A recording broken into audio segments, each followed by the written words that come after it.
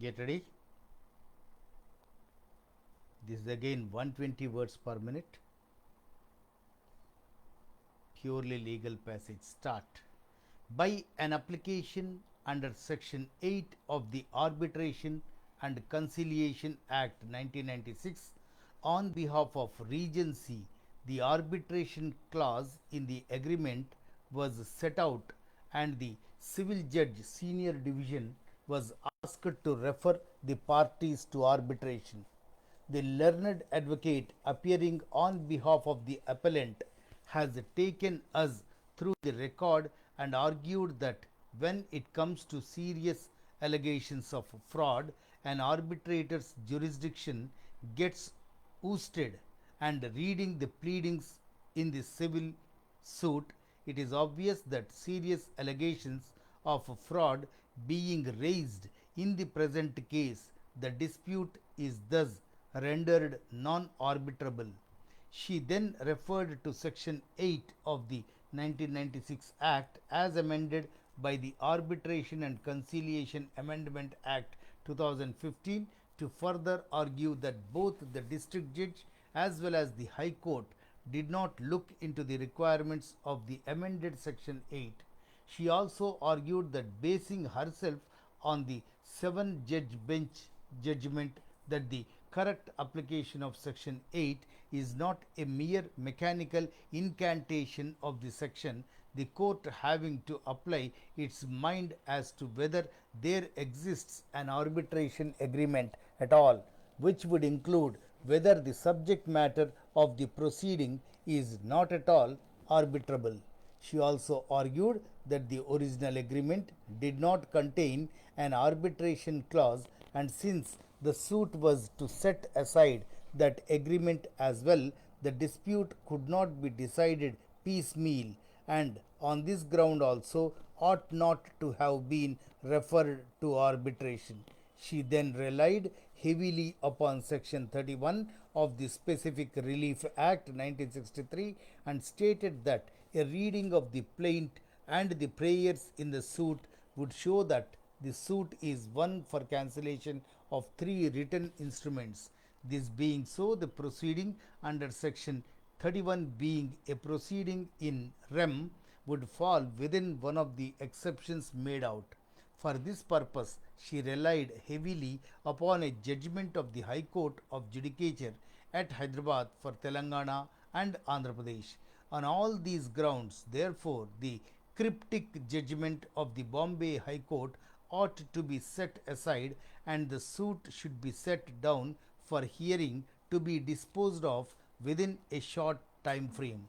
The learned senior advocate appearing on behalf of respondent number 1 referred us to the case law on the fraud exception and stated that after the judgment this exception would only apply if it can be stated that the agreement itself was never executed, in which case the arbitration clause itself would fall but not otherwise.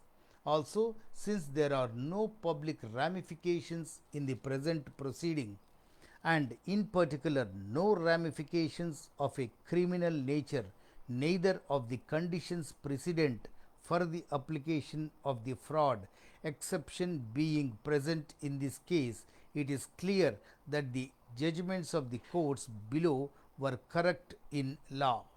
When it came to Section 31 of the Specific Relief Act, the learned senior advocate stated that a correct reading of the section would show that the court's jurisdiction being discretionary and for the benefit of the party interest, the in setting aside a written instrument, the proceeding would have to be considered to be one in personam. According to him, the judgment in Aline's Developers does not lay down the law correctly and should be overruled by us. In answer to the argument that the agreement, which did not contain an arbitration clause, was also sought to be cancelled in the suit, he argued that this was inserted only in the prayer clause in order to camouflage the suit, so as to get out of arbitration. The first respondent is a partnership firm based in Amritsar, which is inter alia engaged in the import of cement. It imported a consignment from the neighboring country under an invoice dated 1st February.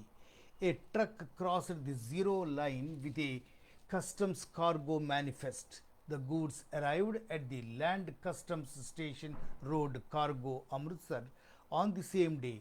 The truck unloaded its cargo at the Central Warehousing Corporation. The first respondent filed bill seeking clearance of the goods for home consumption. The bill of entry was self-assessed under the provisions of Section 17 of 1 of the Customs Act 1962 under Customs Tariff Heading 252 by levying nil customs duty in terms of notification. The duty payable was assessed. Notification prescribed a preferential rate of duty on specified goods originating in the Islamic Republic. A notification was issued by the Ministry of Finance in the Department of Revenue in exercise of powers conferred by subsection 1 of section 8A of the Customs Tariff Act 1975. On the other hand, the contention of the Union government before the High Court was that under section 15 of the Customs Act, the relevant date for determining the rate of duty is the date of the presentation of the bill of entry. The submission was that the amended rate of duty under a notification came into force, hence the importers were liable to pay duty on the basis of the amended rate.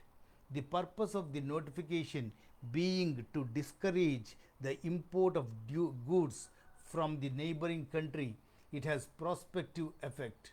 The object and purpose is not to penalize Indian importers who had completed their imports, presented bills of entry for home consumption, and had completed self-assessment in terms of the provisions of Customs Act and the regulations prior to the issuance of this notification.